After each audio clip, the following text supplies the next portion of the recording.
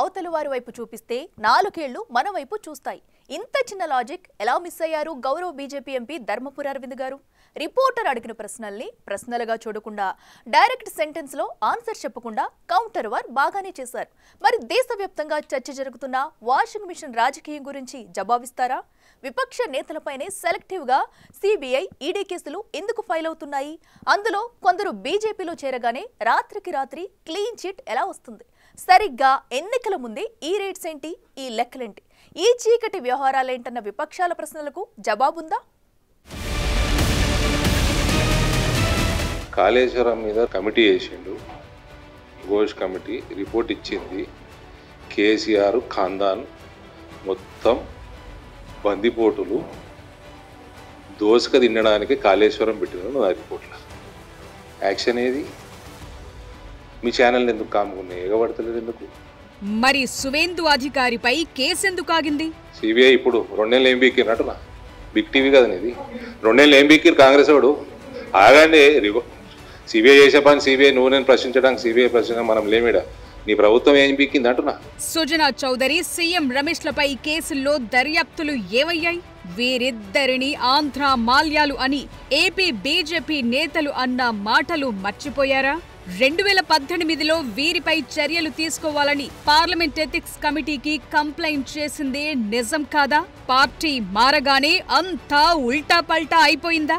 ఈ కార్లా కేటీఆర్ ఏమేడు? ఎందుకు బేకారైంది ఈ కార్? కవిత రిజిగ్నేషన్ యాక్సెప్ట్ చేసిర్రా? బిగ్ టీవీలో హైలైట్ చేయండి. అమరీందర్ సింగ్, ప్రబుల్ పటేల్, అశోక్ చవాన్, అజిత్ పవార్ ఇలా అంతా మిస్టర్ క్లీన్ అయ్యారా? కవిత రిజిగ్నేషన్ యాక్సెప్ట్ చేయడం ఎన్ని రోజులు పడుతుంది? స్పీకర్ ఫార్మాట్ ఇయ్యలేదా? ఏంది దోస్తానో ఏంది ములాఖాత్ ఏంది? అదేంది టానిక్లో జిఎస్టీ స్కామ్ ఉన్నది అన్నాడు. హరీష్ రావు పాల వ్యాపారం చేసిండు అన్నాడు అపోజిషన్లో ఉన్నప్పుడు. ఏమాయ్ వాటా వచ్చిందా? మరి హిమంత బిశ్వ శర్మపై 2015 తరువాత కేసులెందుకు ఆగిపోయాయి? కాంగ్రెస్, తృణమూల్ కాంగ్రెస్ ఆరోపిస్తున్నట్లు BJP washing machine full spin లో ఉందా?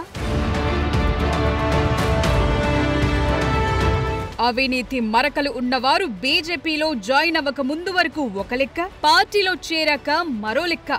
ఇదే బీజేపీ లెక్క అంటున్నాయి విపక్షాలు. 2014లో కేంద్రంలో బీజేపీ అధికారంలోకి వచ్చాక ఇప్పటి వరకు 95 నుంచి 98% విపక్ష నేతలపైనే సిబిఐ, ఈడీ కేసులు. అధికారంలో లేకపోయినా సరే అపోజిషన్ లీడర్లే దొరుకుతున్నారా? ఇది ఎక్కడైనా సాధ్యమేనా? సెలెక్టివ్ టార్గెటింగ్ అన్నది కనిపించట్లేదా? దేశ ప్రజలు అన్ని చూడట్లేదా? అందరికీ విషయాలు అర్థం కావట్లేదనుకుంటున్నారా? అధికార పార్టీలో ఉన్న నేతల్లో ఒక్కరూ దొరకట్లేదా? అంతా సత్యపూసలేనా? ఇది కాదా సెలెక్టివ్ టార్గెట్? పార్టీ మారగానే వాషింగ్ మిషన్ లో వేసిన బట్టల్లా తళతళా మెరిసేలా ఎలా మారుతున్నారు? సిబిఐ, ఈడీ అవినీతి మరకలు ఎలా పోతున్నాయి? రాత్రికి రాత్రి క్లీన్ చిట్లు ఎలా వస్తున్నాయి? కాంగ్రెస్ సహా ఇతర విపక్షాలు రోజు అడుగుతున్న ఇలాంటి ప్రశ్నలకు బీజేపీ దగ్గర జవాబుందా? ఏ రాష్ట్రంలో ఏ ఎన్నికలు జరిగినా ఆల్ ఆఫ్ సడన్ గా విపక్ష నేతలపై రైడ్స్ జరుగుతాయి. నయానో భయానో వారిని దారికి తెచ్చుకుంటారు, పార్టీలో చేర్చుకుంటారు, ఎన్నికల్లో లబ్ధి పొందుతారు. ఆ తరువాత ఎంక్వైరీలన్నీ ఆగిపోయేలా చూసుకుంటారు. ఇది బీజేపీ హయాంలో జరుగుతోన్న తంతు అని కాంగ్రెస్ సహా విపక్షాలు రోజు ఆరోపిస్తున్నాయి. మరి ఇది అందరికీ కనిపిస్తోన్న నిజం కాదా? సిబిఐ చేసే పని చేస్తుంది, మనం క్వశ్చన్ చేయలేవు అని ఎంపీ అరవింద్ అంటున్నారు. మరి కేంద్రానివైనా రాష్ట్రానివైనా దర్యాప్తు సంస్థలు ఏవైనా సరే రాత్రికి రాత్రే దోషులుగా తేల్చవు కదా అన్న విషయాన్ని మర్చిపోయారా? బిగ్ టీవీని సవాల్ చేస్తూ ఎంపీ అరవింద్ మాట్లాడారు. రాష్ట్రంలో కేసుల సంగతి ఏమైందని క్వశ్చన్ చేశారు. ఏ పార్టీ విషయంలోనైనా ఏ వార్తనైనా చూపించేందుకు బిగ్ టీవీ ఎప్పుడూ వెనుకడుగు వెయ్యలేదు. దర్యాప్తు ఎప్పుడు ఎలా జరుగుతుందో, ఎక్కడ ఆగిందో ఎప్పటికప్పుడు బిగ్ టీవీ ఇస్తూనే ఉంది.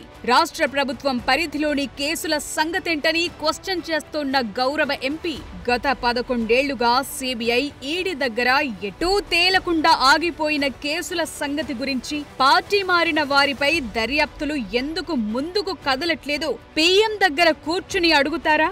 అంతెందుకు, ఢిల్లీ అసెంబ్లీ ఎన్నికల ముందు సీఎంగా ఉన్న కేజ్రీవాల్ అరెస్ట్, తెలంగాణ అసెంబ్లీ ఎన్నికలకు ముందు కవిత అరెస్టులు జరిగాయి. మరిప్పుడు లిక్కర్ స్కామ్ కేసులో సిబిఐ, ఈడీ దర్యాప్తు ఎక్కడి వరకొచ్చింది? ఆ కేసులు ఎప్పటికి తేలుతాయో టైం చెప్పగలుగుతారా? పైగా సరిగ్గా ఎన్నికలకు ముందే టార్గెటెడ్ గా టైమింగ్ చూసి అరెస్టులు ఎందుకు చేశారో ఆయా పార్టీలు అడిగిన ప్రశ్నలకు జవాబు చెప్తారా?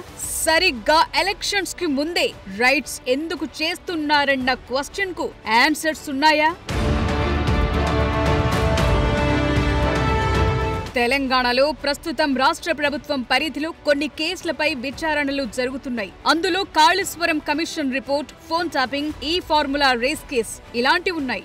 దీనిపై ఏసీబీ అయినా, జ్యుడిషియల్ కమిషన్లైనా, రాష్ట్ర ప్రభుత్వమైనా చట్ట ప్రకారమే పకడ్బందీగా ముందుకెళుతున్నాయి. అందులో కోర్టుల నుంచి స్టేలు తెచ్చుకున్నవి ఆగాయి. మిగతా వాటిలో పూర్తి స్థాయి ఆధారాల వేట కొనసాగుతోంది. బయట జరుగుతోన్న ప్రచారానికి, హైప్ కు, వాస్తవ దర్యాప్తుకు తేడా ఉంటుంది. ఎమోషన్స్ పై అరెస్టులు జరగవు. ఏ ప్రభుత్వానికైనా ప్రతీకారం తీర్చుకోవటమే అంతిమ లక్ష్యమైతే చిన్న లూప్ హోల్ చాలు అరెస్టు చేసి లోపలేయటానికి. కానీ అలా చేస్తే వ్యవస్థలపై నమ్మకం పోతుంది. పూర్తి స్థాయి దర్యాప్తు, పూర్తి సాక్ష్యాధారాల ఆధారంగా చట్టపరంగా రాజ్యాంగబద్ధంగానే శిక్షలుండాలి తప్ప రివెంజ్ పాలిటిక్స్ కరెక్ట్ కాదు అని మేధావులు, రాజ్యాంగ నిపుణులు చెప్పే మాట. కొన్ని సందర్భాల్లో కేసుల్లో ఉన్నవాళ్లు సహకరించకపోతే నెమ్మదిస్తాయి. అంత మాత్రాన బట్టకాల్చి మీద వేస్తారా అన్నది కాంగ్రెస్ క్వశ్చన్. సిబిఐ, ఈడీ చేసే టైంకు చేస్తాయి. వాటిని క్వశ్చన్ చేయొద్దు. తెలంగాణలో మాత్రం కాంగ్రెస్ ప్రభుత్వం అన్ని వెంటనే చేసేయాలి. ఇది తెలంగాణ బీజేపీ నేతల డైలాగ్స్. కేంద్రంలోని కేసులు ఏళ్లకేళ్లు ఆగినా పర్వాలేదు. ఇక్కడ మాత్రం ఏసీబీ, సిఐడి, జ్యుడిషియల్ కమిషన్లు ఫాస్ట్ ట్రాక్ లో చర్యలు తీసుకుని అరెస్టులు చేసి జైళ్లలో పెట్టాలంటున్నారు. ఏ అరెస్ట్ అయినా రాత్రికి రాత్రి అవుతుందా? ఇదంతా కాదు, అసలు ప్రత్యర్థి పార్టీల నుంచి బీజేపీలో చేరిన నేతలపై కేసులు ఎలా నీరుగారిపోయాయో, విపక్షాలు వాషింగ్ మిషన్ ఆరోపణలు ఎందుకు చేస్తున్నాయో 1 by 1 డీకోడ్ చేద్దాం. తెలంగాణలో పెండింగ్ లో ఉన్న దర్యాప్తులతో పాటు కేంద్ర పరిధిలో ఏ ఎంక్వైరీలు పెండింగ్ పడ్డాయో డీకోడ్ చేద్దాం. అంతేకాదు, ఎవరెవరు పార్టీ మారగాని వారిపై సిబిఐ, ఈడీ దర్యాప్తులు నత్తనడకన సాగుతున్నాయో కూడా డీకోడ్ చేద్దాం. ఈయన పేరు సువేందు అధికారి. బెంగాల్ తృణమూల్ కాంగ్రెస్ బలమైన లీడర్ గా ఉండేవారు.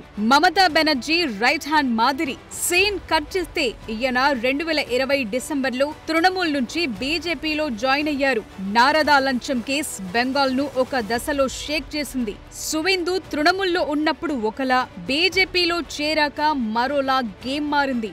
సువేందును ఇదే కేసులో ఎందుకు అరెస్టు చెయ్యట్లేదని టీఎంసీ ప్రశ్నించని రోజు లేదు. 2016లో స్టింగ్ ఆపరేషన్ టేప్స్ విడుదలయ్యాయి. ఎక్కడ 2016, ఎక్కడ 2025? ఇన్నేళ్లుగా కేసు ఎందుకు తేలట్లేదో, తెర వెనుక ఏం జరుగుతుందో చెప్పేదెవరు? ఈయన పేరు అశోక్ చవాన్. ఒకప్పుడు కాంగ్రెస్ పార్టీ కీలక లీడర్. 2008 నుంచి 2010 మధ్య మహారాష్ట్ర సీఎం గా కూడా పనిచేశారు. ఆదర్శ్ హౌసింగ్ సొసైటీ స్కామ్ ఆరోపణల కారణంగా 2010లో రాజీనామా చేశారు. కానీ గతేడాది ఫిబ్రవరిలో కాంగ్రెస్ నుంచి బీజేపీలో చేరారు. మహారాష్ట్ర అసెంబ్లీ ఎన్నికలకు ముందు జాయిన్ అయ్యారు. రాజ్యసభ సభ్యుడిగా కొనసాగుతున్నారు. కేసుల్లో కోర్టు స్టేలున్నాయి. దర్యాప్తు సంస్థల స్పీడ్ కూడా అంతగా లేదు. అంత మాత్రాన కేంద్రానికి డైరెక్ట్ లింక్ ఉందంటే ఒప్పుకునే పరిస్థితి ఉంటుందా? ఈయన పేరు అజిత్ పవార్. మరాఠా యోధుడు శరద్ పవార్ కు మేనల్లుడు. ఒకప్పుడు ఎన్సీపీలో కీలక లీడర్ కూడా. కానీ మహారాష్ట్ర అసెంబ్లీ ఎన్నికలకు ముందు జరిగిన రాజకీయంలో ఈయన బయటకొచ్చేశారు. ప్రత్యేక గ్రూప్ ఏర్పాటు చేసుకున్నారు. ప్రస్తుతం బీజేపీ కూటమిలో భాగస్వామిగా ఉంటూ మహారాష్ట్ర డిప్యూటీ సీఎం బాధ్యతల్లో ఉన్నారు. ఈయన పైన ఈడీ ఎకనామిక్ ఆఫెన్సెస్ వింగ్ పరిధిలో ఉన్న కేసులున్నాయి. Money laundering, bank fraud, irrigation స్కామ్లతో లింకప్ అయి ఉన్నాయి. ఉన్నాయి. 25,000 కోట్లకు సంబంధించి అవినీతి ఆరోపణలున్నాయి. ఎప్పుడైతే అజిత్ బీజేపీతో జట్టు కట్టారో వాషింగ్ మిషన్ పాలిటిక్స్ గా మారాయని శరద్ పవార్ వర్గం ఆరోపించింది. EOW అయితే కొన్ని కేసుల్లో క్లోజర్ రిపోర్టులు ఇచ్చేసింది. కాంగ్రెస్ ఎంపీ మణిక్కం ఠాకూర్ గతేడాది డిసెంబర్లో లోక్సభలో అజిత్ పవార్ కు క్లీన్ చిట్ పై క్వశ్చన్ చేశారు. ఈడీ సిబిఐ క్రెడిబిలిటీ ప్రశ్నార్థకమవుతోందన్నారు. అయితే దీన్ని అజిత్ పవార్ రాజకీయ కుట్రగా కొట్టిపారేశారు. ఈయన సుజనా చౌదరి 2019 జూన్లో బీజేపీలో చేరారు. అక్రమ రుణాలు, బ్యాంక్ లోన్లకు సంబంధించి 5,000 కోట్లకు పైగా వ్యవహారాలు, షెల్ కంపెనీలు, FEMA, directorate of revenue intelligence, CBI, ED కేసులున్నాయి. కొన్ని కేసులకు సంబంధించి కోర్టుల్లో మ్యాటర్ ఉంది. అయినా సరే దర్యాప్తు సంస్థలు దర్యాప్తు చేసి కోర్టులకు సమర్పించాల్సినవి సమర్పిస్తే కేసులు ముందుకు కదులుతాయి. కానీ ఈయన బీజేపీలో చేరిపోయారు. అంతే, దర్యాప్తు సంస్థల దూకుడు కూడా తగ్గిపోయిందంటోంది కాంగ్రెస్. ఈయన పేరు సీఎం రమేష్. 2019 జూన్లో బీజేపీలో చేరారు. ఈయన కంపెనీలకు సంబంధించి సిబిఐ, ఈడీ, ఐటీ రైట్స్ గతంలో జరిగాయి. ప్రెజెంట్ బీజేపీలో ఉండడంతో ఎంక్వైరీలు స్లో అయ్యాయంటున్నారు. దర్యాప్తు ముందుకు లేదు, వెనక్కు లేదు, ఉన్నాయంటే ఉన్నాయంతే. 2018లో బీజేపీ నేత జీవీఎల్ వీరిద్దరిని ఆంధ్ర మాల్యాలు అంటూ తీవ్ర స్థాయిలో ఫైర్ అయ్యారు. పార్లమెంటు ప్రతిష్టకు భంగం కలిగిస్తోన్న వీరిపై చర్యలు తీసుకోవాలని ఎథిక్స్ కమిటీకి కూడా కంప్లైంట్ చేశారు. దొంగలైనా దొరల్లా బిళ్లపిస్తున్నారన్నారు. మరి ఇన్ని ఆరోపణలు చేసి పార్టీలో ఎలా చేర్చుకున్నారన్న ప్రశ్నలకు జవాబిచ్చేదెవరు? వీళ్లే కాదు, పంజాబ్లో అమరీందర్ సింగ్, ప్రఫుల్ పటేల్, తపస్ రాయ్ ఇలాంటి ఉదాహరణలు ఎన్నో ఉన్నాయి. ఇవి జస్ట్ ఎగ్జాంపుల్స్ మాత్రమే. తప్పు చేసిన వారు ఏ పార్టీ వారైనా ఒకటే లెక్క అని మన్మోహన్ సింగ్ ప్రధానమంత్రిగా ఉన్నప్పుడు క్లారిటీ ఇచ్చారు. ఆ లెక్కనే ఎవరు తప్పు చేసినా 2004-2014 మధ్య యూపీఏ హయాంలో సిబిఐ, ఈడీ కేసులు నమోదయ్యాయి. విపక్షం స్వపక్షం అన్న తేడా లేకుండా చూశారు. అయినా సరే అప్పుడు విపక్షంలో బీజేపీ నేతలు సిబిఐని పంజరంలో చిలుక అంటూ మాట్లాడారు.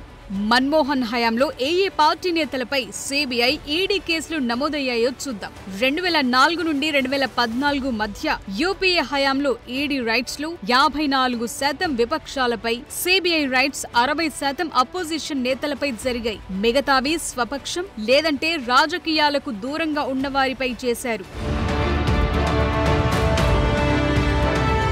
ఇక బీజేపీ అధికారంలోకొచ్చాక 2014-2025 మధ్య 3,000కు పైగా రైట్స్ జరిగితే అందులో 95 నుంచి 98% విపక్ష నేతలపైనే జరిగాయి. అది కూడా ఏవైనా కీలక రాష్ట్రాల ఎన్నికల టైంలోనే జరిగాయి. ఇంత చేసి సిబిఐ, ఈడీ జాయింట్ గా వేర్వేరుగా కేసులు, రైట్స్ పెంచిన ప్రతి 1000 కేసుల్లో 7లోనూ యావరేజ్ గా కన్విక్షన్ రేట్ ఉంది. అంటే ఇదంతా విపక్ష నేతలను వేధించడం కోసమే కాదా అన్న ప్రశ్నలకు జవాబిచ్చేదెవరు? పైగా ఈడీ, సిబిఐ కేసులు ఎదుర్కొన్న వారిలో కొందరు బీజేపీలో చేరగానే ఎందుకు రిలీఫ్ దక్కిందో చెప్పేవారున్నారా? సిబిఐ, ఈడీని కేంద్రం దుర్వినియోగం చేస్తోందని 2023లో 14 పార్టీలు సుప్రీంకోర్టు మెట్లెక్కాయి. విపక్షాలను వాషౌట్ చేయడానికి దర్యాప్తు సంస్థలతో సీక్రెట్ ఆపరేషన్లు చేయిస్తున్నారన్నారు.